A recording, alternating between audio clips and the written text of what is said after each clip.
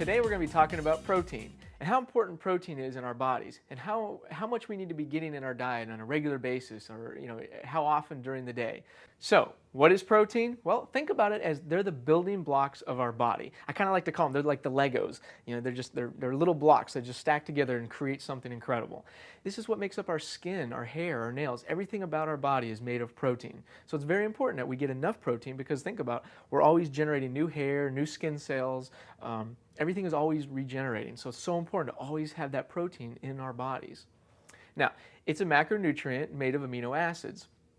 So all proteins are made of amino acids. Now, the body needs 20 amino acids, roughly.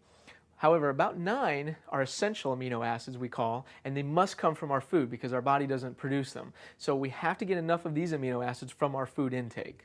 I also like to talk about complete proteins.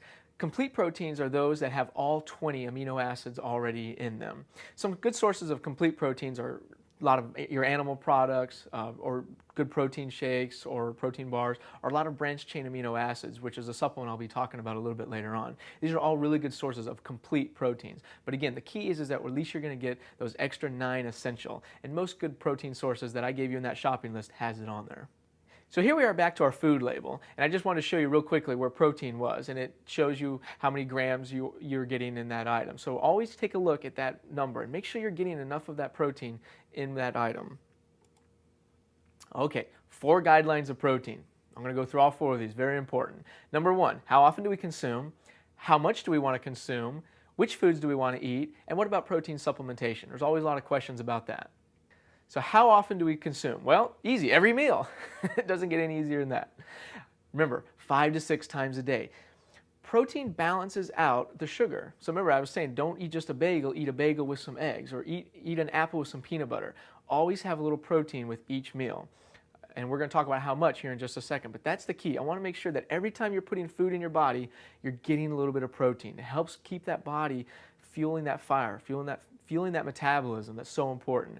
Also, protein gets metabolized very quickly. Your body uses it up pretty much in about 4 hours or so. So after that, your body's already looking for more protein, because you don't want your body to start burning your own muscle to be used as energy. Remember, we want to feed the muscles to help burn the fat. So how much do you want to consume? Well, about 20 to 30 grams of protein with each meal. Now again, I'm talking like your breakfast, your lunch, and your dinners. Then on the smaller meals, you're about 10 to 25 grams with each snack. So any of those midday meals or midday snacks, try to get about that 10 to 25 gram range. So for men, you're going to want to consume approximately 140 to 190 grams of protein a day. Now for women, I recommend between about 80 and 130 grams a day. Now, for a lot of people, that when they actually start looking and writing down how much protein they're getting in a day, they'll realize right off the bat that this is the one item they're not getting enough of. So it's very important that we get enough protein in our body. Okay, so how much do we consume again? Well, here's my rule of thumb. 1 gram of protein per pound of lean muscle or lean tissue in your body. So don't just use your body weight and that's how many grams you need. Take instead your lean tissue. Now, the easy way to do this is an easy formula. Is take your body weight, subtract your fat percent in pounds, and that equals your lean tissue. So once you've had your fat percent taken, you'll be able to subtract that from your body weight, and that'll equal what your lean tissue is. So here's the formula, and here's the example of it. Let's say Mary is 150 pounds, and she has 24% body fat. So you multiply the 150 by 24%, or 0.24, and that's going to equal 36 pounds.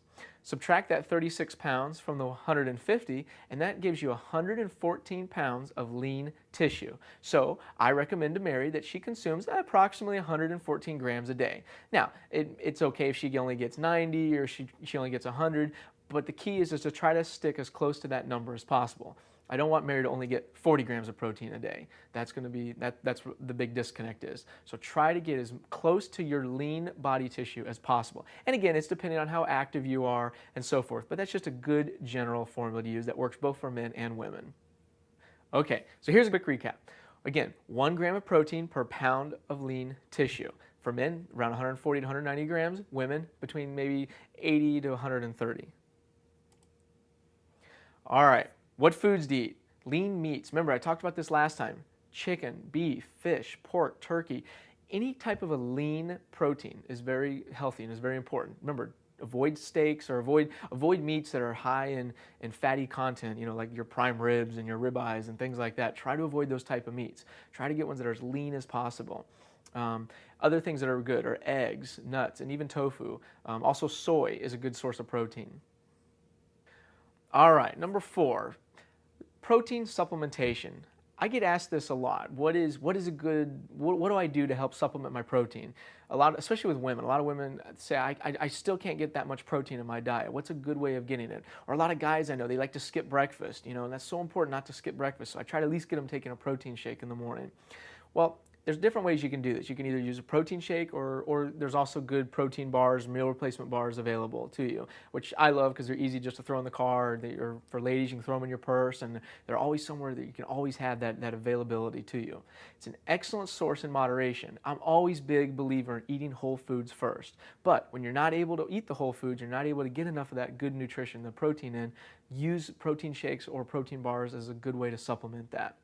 Also, try to find protein shakes or bars that have complete sources of protein. Remember, it's so important to get a complete protein, which most good ones do have. And also, look for a protein that is what we call pre-digested. In other words, the amino acids are already broken down. And an easy way to think of this is think about a chain. And a chain is made up of a bunch of links.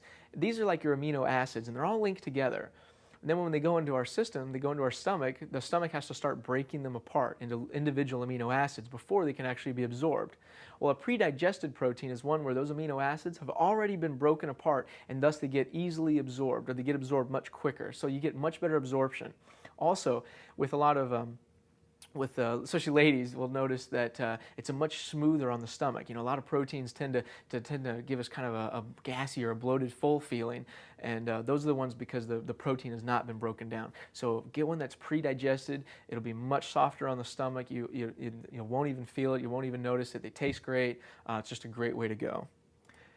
The last thing that I like to also talk about and I share with my clients is taking a branched chain amino acid. And all this is again, remember, protein is made of amino acids. So this is a supplement that you can use that instead of getting calories and all those other things, you're just getting just the amino acids.